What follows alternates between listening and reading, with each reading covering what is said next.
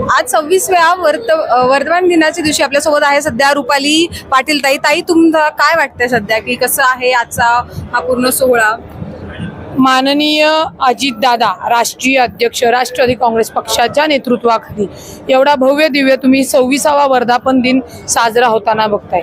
निश्चितच 26 वर्ष झालेली आहेत. अनेक लोकांचं याच्यात योगदान आहे, अनेक कार्यकर्त्यांचं, अनेक पदाधिकाऱ्यांचं याच्यामध्ये त्यांनी रक्ताचं पाणी केलेलं आहे. परंतु त्या नेत्यांना, त्या पदाधिकाऱ्यांना, त्यांच्या सगळ्यांचा सन्मान ठेवून आमचे राष्ट्रीय अध्यक्ष माननीय अजितदादा लोकांचे प्रश्न घेऊन राष्ट्रवादी काँग्रेस पक्षाचे शाहू फुले आंबेडकर विचार लोकांपर्यंत पोहोचवत आहे. आणि त्याचाच 26वा वर्धापन दिन हा जोशात भव्य दिव्य साजरा होताना तुम्ही बघताय.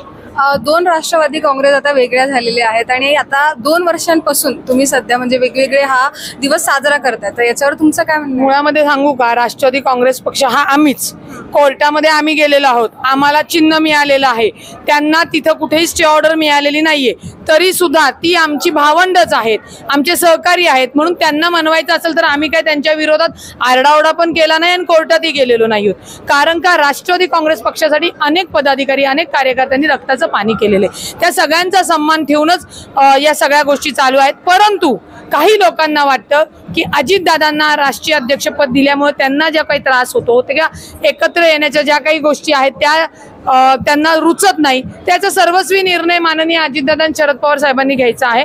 आम्ही त्याच्यामुळे खरी राष्ट्रवादी, कायदेशीर राष्ट्रवादी ही राष्ट्रवादी काँग्रेस पार्टी, राष्ट्रीय अध्यक्ष माननीय अजितदादा यांचीच आहे.